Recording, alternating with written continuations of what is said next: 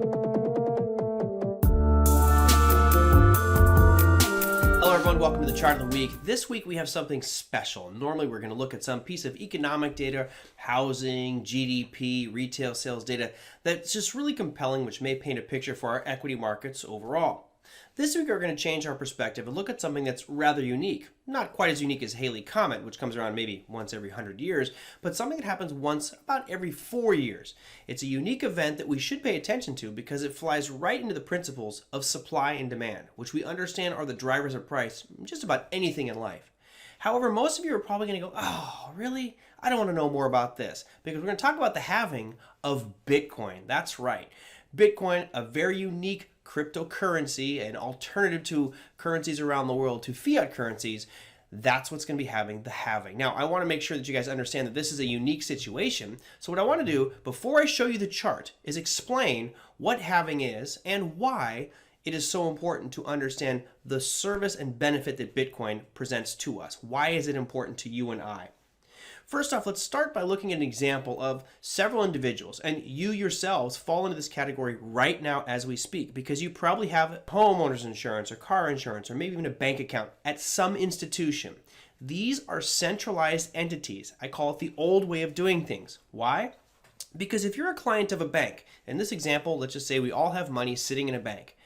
That bank controls the ledger, meaning they know who has what amounts on deposit with that bank. This poses for us several unique problems that we have to pay attention to, because there is a certain value to them being centralized, and the benefit is for them. Who loses out on this is us, the retail consumers. Why? Look at the flaws of a centralized network. First off, you have to look at something that is singular control, meaning that bank has absolute control over those records. Now, I'm sure that every single one of you goes and looks at your bank statements and verifies every charge, every transaction. Do you? Have you ever spotted any mistakes? I have.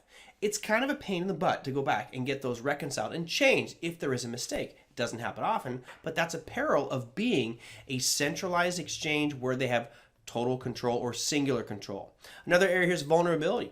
If I'm a hacker and I want to go after a database or a series of databases, I'm going to go to the source. So if I want to get into, I don't know, maybe Equifax or Experian's database and find out all your social security numbers because they're the credit reporting agency, I just have to hack their database and I now have access to all of your social security information. Not that that has happened. Right. Yeah, it has happened. The last piece here I want to talk about with regards to centralized networks is trust issues. Now, I did a lengthy presentation on this where you can go find it at otacademy.com on their cryptocurrency course, but really you don't know what's going on behind the scenes with regards to information being stored, who owns what, and all that information. So again, that falls in the category to me of trust issues. But if we look at the paradigm shift that Bitcoin and cryptocurrencies have presented to us, it's a paradigm shift in the old way of doing things to the new way of doing things. And you're probably wondering, Merlin, why are you wasting my time talking about this? Because this is the way of the future. The new way of doing things, as you notice in this graphic, all these individuals still have money. But the bank's in the middle, but we don't touch the bank anymore. What happens in a decentralized network is there's no actual need for that banking institution. Why? Because now, instead of being centralized, it becomes decentralized. And all of these individuals who have account holdings share that information with each other. And there's a trust amongst this group that is no longer centralized, but decentralized. And is the ability of this mass group, which in this illustration here shows, 7, 8 people. In the case of Bitcoin, you're looking at thousands upon thousands of people around the world all tracking that ledger of who owns what Bitcoins. Now, that was a long-winded explanation. But what I wanted you to understand is for that network to work, there has to be people out there managing each of those databases, right? Because there's thousands of computers out there, and you yourselves could have a computer right now, be mining Bitcoin, and keep a copy of that ledger that has all the transactions that have ever happened. Now, it's important that for those that are managing and putting time and effort to be a part of that network, that they are rewarded. This is why this chart I'm going to show you is so important. These are called miners, and a miner is actually processing blocks of transactions. With the case of Bitcoin, a transaction happens about every 10 minutes. So every hour, you're going to have 6 blocks of data, which would represent all those transactions that have happened in that window of time. For that service, Whichever one of those computers around the world, which is trying to solve these blocks of data, I know that's confusing, but it's a puzzle that they have to solve. As soon as they solve that puzzle and make that block of data every 10 minutes, they are rewarded with Bitcoin. That's how they get paid. This is critical because there needs to be some incentive for these miners to perform their task of maintaining a decentralized network. Now that I've established the basic foundation, let's look at the beauty, the genius of this as it was designed by Satoshi Nakamoto back in 2009. What we have here is what's called an emission curve. It is absolutely a thing of beauty and architectural design. What it shows us is the maximum number of Bitcoins that will ever be in existence. That's that top dashed line that you see that says 21.0 M, because there will never be more than 21 million Bitcoins in circulation.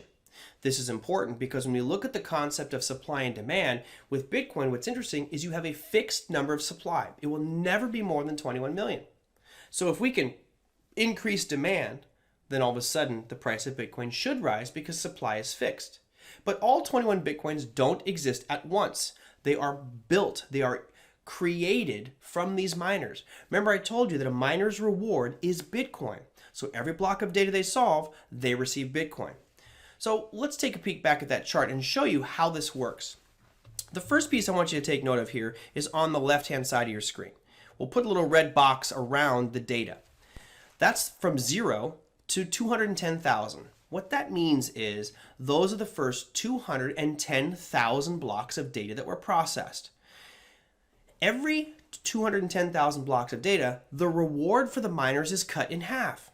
So as you can see in the red box there, those first 210,000 blocks rewarded 50 Bitcoins for every block solved by a miner, which ultimately meant that there was about 10.5 million Bitcoin in existence when that happened, at the end of those first 210,000 blocks. That happened in about 2012, which you can see at the bottom.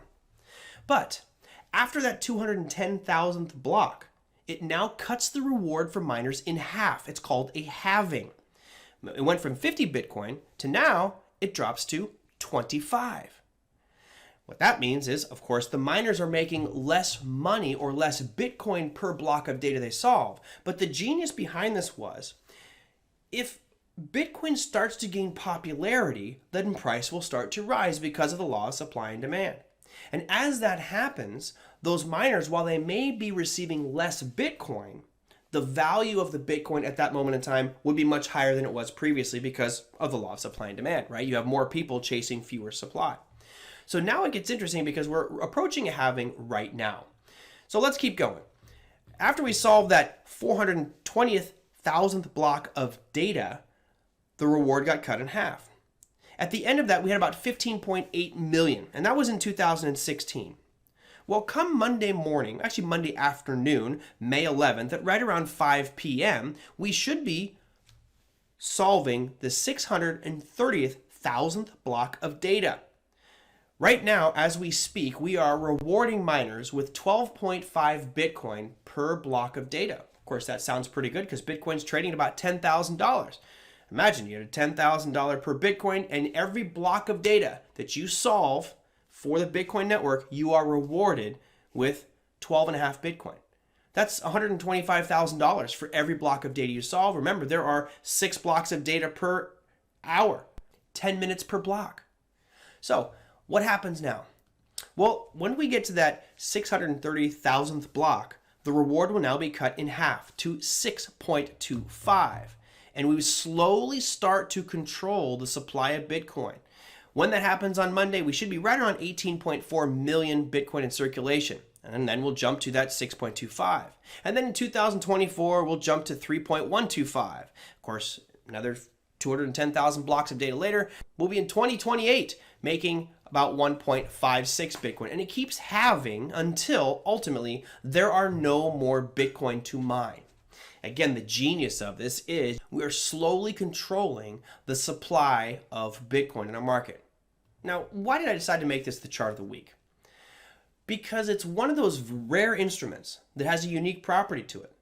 It has the ability to slowly control the emission of the creation of that currency or that asset. Think of the US dollar. The Fed, in the past 2 months, has created out of thin air $3 trillion worth of dollars. All that does is devalue our currency. Our government, our central banks, have the ability to manipulate our currency at their whim. The unique thing about Bitcoin is that is not allowed. The government can't change anything. They can't make more Bitcoin. So when you max out at a ceiling on any asset class and demand starts to increase and you slowly decrease the supply, as long as demand outpaces supply, where's the price of that asset going to go? It's going to go up. So what happens on Monday is we will now see Bitcoin start to slow down the release or the creation of Bitcoin, making it even more desirable. What generally will happen there price will start to rise or continue to rise, as we've seen historically some nice uptrends on Bitcoin. So the chart of the week this week is really about the genius and brilliance behind controlling supply and demand, or ultimately controlling just supply by having an emission curve, a predefined release amount of anything really. In this case, we're looking at Bitcoin, but it's brilliant because it slowly fades out. And ultimately in 2040, that's right, 2140, when I will just be a pile of ashes somewhere, hopefully swimming in the ocean with the fishes, that will be the final Bitcoin will be mined. Of course, we don't have to worry about it at that point because in theory, the price of Bitcoin will be exponentially high by then, especially if it catches on as an alternative to a currency like the US dollar, or maybe just an alternative currency to other fiat currencies around the world. That, my friends, is your chart of the week. I'll see you next time. Take care.